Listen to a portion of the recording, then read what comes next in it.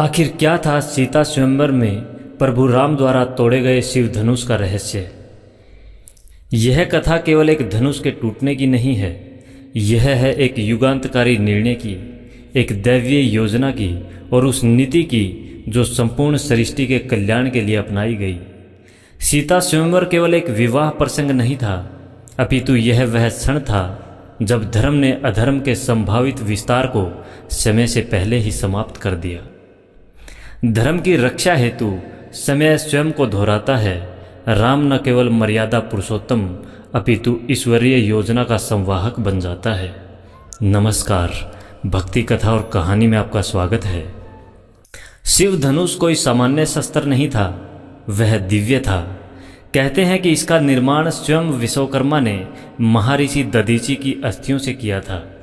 जब भगवान शिव ने त्रिपुरासुर को संहार करने हेतु इसे धारण किया था।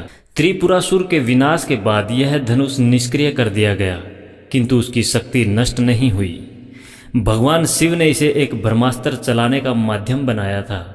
इसे चलाने के लिए केवल बल नहीं, ब्रह्म ज्ञान, साधना और संपूर्ण संयम की आवश्यकता थी।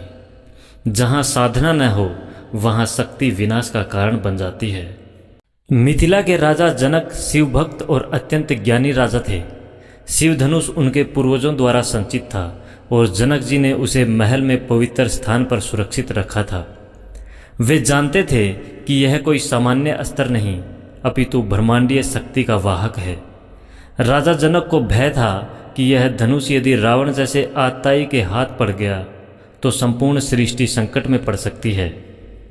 इसलिए उन्होंने इसकी रक्षा के लिए इसके विनाश का उपाय भी सोच रखा था। जहाँ नीति की बात हो वहाँ भविष्य की सोच आवश्यक है। जब धरती से सीता प्रकट हुई तब जनक जी ने गुप्त रूप से उन्हें शिव धनुष के समीप ले जाकर उसकी ऊर्जा का संचार उनके अंदर प्रवाहित होते देखा। उस दिन से उन्होंने जान लिया कि यह कन्या केवल उनकी पुत्री नहीं अपितु कोई दिव्य योजना का हिस्सा है। सीता जी को धनुष के संचालन के कई रहस्य जनक जी ने समय आने पर बताए। जो स्वयं प्रकृति की संतान हो वह ही प्रकृति के संतुलन को समझ सकती है। जनक जी ने स्वयंवर की घोषणा की, परंतु यह कोई सामान्य स्वयंवर नहीं था। यह योजना थी एक अत्याधुनिक अस्त्र को सर्व समाज के समक्ष नष्ट करने की। आचार्य विश्वामित्र, परशुराम और कई ऋषि मुनि सम्मिलित हुए। उन्होंने उस धनुष का निरीक्षण किया। एक मत से यह निर्णय हुआ कि इसे एक उपयुक्त पात्र के हाथों नष्ट किया जाए जो शक्ति के साथ साथ संयम और नीति को समझता हो। धनुष नाश का यह यज्ञ है, वर नहीं केवल विवाह की आस है। आचार्य विश्वामित्र प्रभु श्री राम और लक्ष्मण को लेकर मिथिला आए। उन्होंने श्री राम को मार्ग में ही धनुष संचालन के कुछ रहस्य समझाए और साथ ही यह भी बताया कि यह कार्य केवल बाहुबल नहीं आत्मबल से होगा।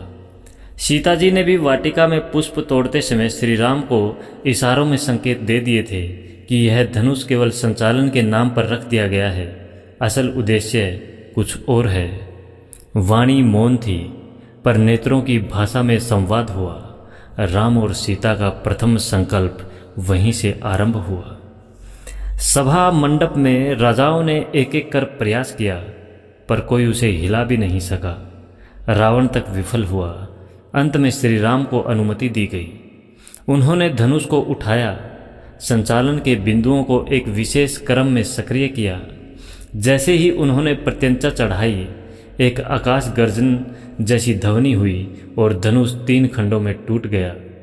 उस क्षण केवल एक अस्त्र नहीं टूटा था, एक संभावित महाविनाश की संभावना भी समाप्त हो चुकी थी। राम ने धनुष को नहीं, अहंकार और अधर्म को तोड़ा था। धनुष के टूटते ही महर्षि परशुराम प्रकट हुए। वे क्रोधित थे।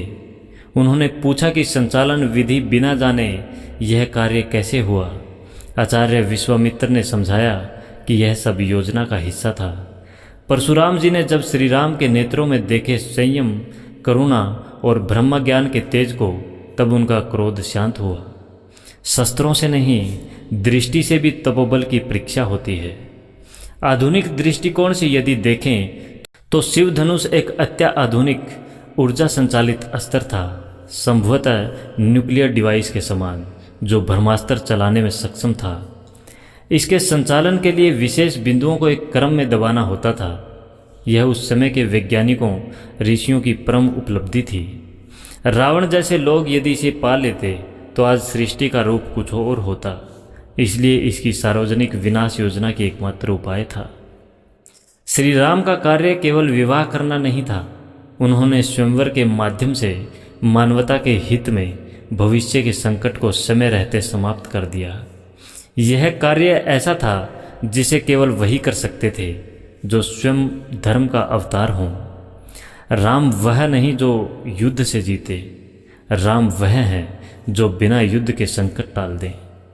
शिव धनुष का टूटना केवल एक ऐतिहासिक घटना नहीं, अपितु यह प्रतीक है नीति, ज्ञान, संयम और ईश्वरीय योजना का। राम केवल योद्धा नहीं, एक ऐसे संकल्प का नाम है जो बिना गर्जना किए भी गगन हिला दे। जय श्री राम। वह नाम नहीं, धर्म का समस्त सार है। सीताराम का मिलन केवल विवाह नहीं, सृष्टि का आधार है। जहाँ राम है वहाँ धर्म है, जहाँ धर्म है वहाँ विजय निश्चित है। शिव धनुष, जिसे पिनाक भी कहा जाता है, केवल एक दिव्य अस्त्र नहीं था, बल्कि एक गूढ़ प्रतीक था जो धर्म, शक्ति और ब्रह्मांडीय संतुलन का प्रतिनिधित्व करता था। इस धनुष का निर्माण विश्वकर्मा ने किया था और भगवान शिव ने इसे त्रिपुरासुर के संहार में प्रयोग किया था। प्रतीकात्मक महत्व, धर्म की स्थापना। शिव धनुष का टूटना दर्शाता है कि अधर्म और अहंकार का अंत निकट है और धर्म की स्थापना के लिए श्री राम का आगमन हुआ है। शिव और विष्णु का एकत्व। शिव का धनुष विष्णु के अवतार श्री राम द्वारा तोड़ा जाना इस बात का प्रतीक है कि शिव और विष्णु एक ही ब्रह्मा के दो रूप हैं और उनमें कोई भेद नहीं है। अहंकार का विनाश। स्वयंवर में उपस्थित कई राजाओं का अहंकार उनके बल पर आधारित था। जब वे धनुष को हिला भी नहीं सके और श्री राम ने उसे तोड़ दिया तो यह अहंकार के विनाश का प्रतीक बना। भविष्य के संकट का निवारण। शिव धनुष एक अत्यंत शक्तिशाली अस्त्र था। यदि यह गलत हाथों में पड़ जाता तो सृष्टि के लिए विनाशकारी हो सकता था, इसलिए इसका नष्ट होना आवश्यक था। शिव धनुष का टूटना केवल एक भौतिक घटना नहीं थी, बल्कि यह एक गूढ़ संकेत था कि धर्म की स्थापना के लिए श्री राम का अवतरण हुआ है। यह घटना दर्शाती है कि जब शक्ति, संयम और धर्म के साथ होती है तभी वह सृष्टि के कल्याण के लिए उपयोगी होती है। जय श्री राम। हर हर महादेव। जय हिंद।